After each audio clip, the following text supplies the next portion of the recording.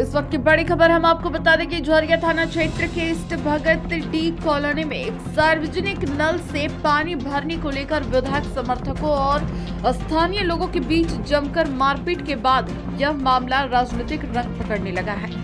इस मामले को भाजपा प्रदेश कार्य समिति सदस्य रागिनी सिंह ने गंभीरता से लेते हुए गुरुवार की देर रात ईस्ट भगत डी पहुंची। मारपीट पीड़ित परिवार लक्ष्मण यादव, लाछो देवी और खुशबू कुमारी के घर जाकर मामले की जानकारी ली। इसके बाद रागिनी सिंह झरिया पुलिस पर जमकर बरसी। उन्होंने झरिया पुलिस पर पक्षपात करने का आरोप लगाई है। कहा कि झरिया पुलिस सत्ता पक्ष के दबाव में काम कर रही है। झरिया पुलिस पूरी तरह से निकम्मी हो चुकी है। प्रभारी के कार्यकाल में महिलाएं सुरक्षित नहीं है। एफआईआर में भी अनियमितता बरती गई है। सत्ता पक्ष के लोग अब बहु बेटियों को निशाना बनाना शुरू कर दिया है। अब यहाँ बेटियां सुरक्षित नहीं हैं, बेटियों को टॉर्चर किया जा रहा है। घटना के 2 दिन पूर्व पुलिस को सूचना देने के बाद भी पुलिस उन लोगों के खिलाफ कार्रवाई नहीं की। विडंबना इस बात की है कि इन लोगों के साथ 4 घंटे तक मारपीट होता रहा पर पुलिस नहीं पहुंची। जब से झरिया में सत्ता का परिवर्तन हुआ, सत्तारूढ़ पार्टी के स्थानीय विधायक समर्थक गुंडई पर उतारू है। पानी की समस्या तो एक बहाना है। महिलाओं को इंसाफ दिलाने और झरिया इंस्पेक्टर को तबादला कराने की मांग को लेकर शुक्रवार को एसएसपी से मिलेंगे।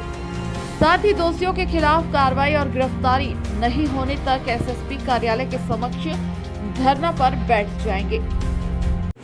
पानी का मैटर था, ठीक है, थोड़ा मोड़ा हम लोग को लगा ऐसा कोई बात नहीं है। जब हरदम तिवारी हम लोग को जब धमकी दिया कि पानी नहीं भरने देंगे, ज़्यादा करेगा तुम लोग तो तुझसे खराब पंकजों को बुला करके पूर्णिमा सिंह का आदमी है, तुमको हम गोली मारवा, ठीक है। तो हम लोग ये बात लेकर के वीडियो भी लेकर के झरिया थाना में माँ को भेजे थे, लेकर के आवेदन और 2-3 ये बगल वाली थी, इनको लेकर के ये लोग झरिया थाना गया। झरिया थाना में लेकिन कोई ऑब्जेक्शन किया नहीं है, किसी तरह का मतलब कुछ किया ही नहीं, ऐसा लगा कि कुछ हुआ ही नहीं है। उसके बाद रात में 2 दिन बाद रात में वो लोग आकर के ऐसा अटैक। आवेदन कब लेके गए थे? हाँ, कब लेके गए थे आवेदन? आवेदन हम लोग खुद देने गए थे, 7 तारीख को आवेदन दिए, लेकिन आकर के वो लोग कल परसों रात में ही 1 दिन बाद वैसा हमला कर दिया। लेकिन झरिया थाना हम लोग कॉल भी किए, सर आप आए नहीं, आइए सर, लेकिन वो लोग नहीं आए। वो लोग इंतजार कर रहा था कि ऐसा कुछ हो, ठीक है, तब हम पहुंचेंगे। उसके बाद होने के बाद तक हम लोग कंटिन्यू कॉल किए, लेकिन वो लोग नहीं आए।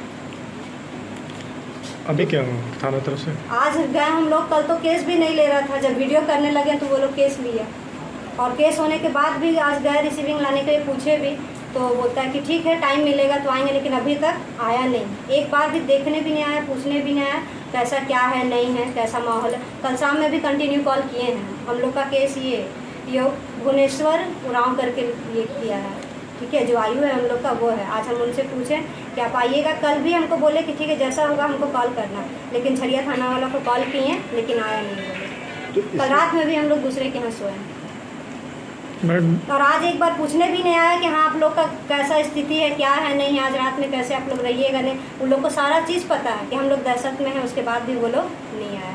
तो केस जो है दोनों तरफ से हुआ है? केस दोनों तरफ से हुआ है, लेकिन फायरिंग वो लोग की तरफ से हुआ है, और 8 मैक्स वो लोग की तरफ से लगाया है, हम लोग की तरफ से नहीं लगाया।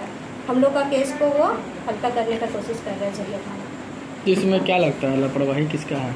लापरवाही झरिया थाना का है, वो बिक गया है, और क्या बोलेंगे। हम लोग के पास पैसा नहीं है, इसीलिए वो ऐसा कर रहा है। क्या नाम हुआ आपका? खुशबू यादव। कहा कि निर्दोष लोगों के साथ सत्ता पक्ष के लोगों द्वारा बर्बरतापूर्वक मारपीट को बर्बाद नहीं किया जाएगा। उन्होंने आर्मी जवान के साथ साथ अन्य लोगों के साथ भी मारपीट की घोर निंदा करते हुए प्रशासन से निष्पक्ष जांच कर दोषियों के विरुद्ध कड़ी से कड़ी कार्रवाई करने की मांग की है। इस दौरान खुशबू ने रागिनी को बताया कि यहाँ की बेटियां सुरक्षित नहीं है। घर में घुसकर महिलाओं के साथ बर्बरतापूर्वक पिटाई किया गया। 4 घंटे तक घर में तोड़फोड़ और मारपीट करते रहा। पुलिस के सामने ही वे लोग गोली चलाई। उल्टा झरिया पुलिस हम लोग पर ही आर्म्स एक्शन लगा दिया। मेरी ओर से शिकायत पत्र में गोली चलाने के जिक्र के बाद भी आर्म्स एक्शन नहीं लगाया है। खुशबू कुमारी ने झरिया पुलिस पर पक्षपात करने का आरोप लगाई है। उसका कहना है कि वे लोग विधायक के आदमी हैं, इसलिए पुलिस पक्षपात करते हुए मामला दर्ज किया है। खुशबू का आरोप है कि मैंने झरिया पुलिस को शिकायत पत्र में लिखा है कि उन लोगों ने मेरे साथ मेरे घर में घुसकर जान से मारने की नियत से पिस्टल से फायरिंग की है, पर पुलिस ने मेरी ओर से आर्म्स एक्ट नहीं लगाया है, जबकि दूसरे पक्ष के सोनू तिवारी ने हम लोगों पर झूठा आरोप लगा फर्जी गोली चालान का आरोप लगाया है। इस पर पुलिस ने हम लोगों पर आर्म्स एक्ट लगाया है, जिससे साफ जाहिर है कि पुलिस पक्षपात कर रही है। खुशबू ने इसकी शिकायत एसएसपी और सिंदरी डीएसपी से शिकायत करने की बात कही है। देखिए, सबसे पहले तो बहुत ये दुख की बात है हमारे झरिया क्षेत्र के लिए, जिस तरह से हमारी बेटी बराबर है। और हम क्या आप सभी लोग सुने कि हमारे आज की डेट में हमारी बेटी सुरक्षित नहीं है, हमारी बहन सुरक्षित नहीं है। दिन दहाड़े इस तरह से पानी एक बहाना है और आकर इस तरह से घर में लोग दबंगई, पहले तो गुंडागर्दी और रंगदारी मांगा जाता था, अब रंगदारी में हमारी बेटी बहन को मांगा जा रहा है। ये दुर्भाग्य है हमारे झरिया के लिए, लेकिन ये बर्दाश्त हम लोग नहीं करेंगे।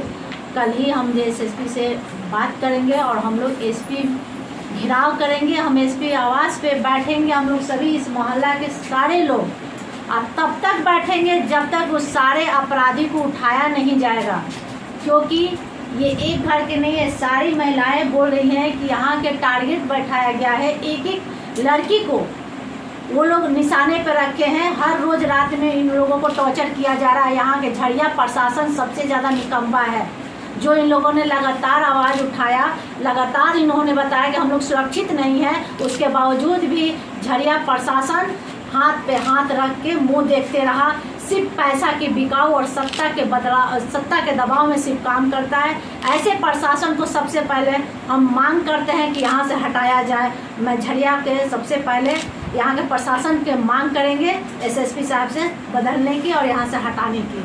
और हम यहाँ बहुत जल्द कल एसएसपी से मांग करेंगे कि हम लोग यहाँ की सुरक्षा दिया जाए, क्योंकि यहाँ के हमारी बेटी और बहन सुरक्षित नहीं है और सारे अपराधियों को कड़ी से कड़ी सजा मिलनी चाहिए। मैम, इन लोगों का कहना है कि सुना दिया कि हमारे साथ मारपीट हो रहा है। आप लोगों ने खुलकर सुना, हम क्या बोलेंगे, घर के सारे लोग, आसपास मोहल्ले के सारे लोग बोले कि लगातार इन्होंने प्रशासन का आवाज़ दिया, कॉल किया, लेकिन प्रशासन नहीं आया। सिर्फ सत्ता के दबाव में और गुंडागर्दी हो रहा है, सिर्फ सत्ता के मनोबल के वजह से।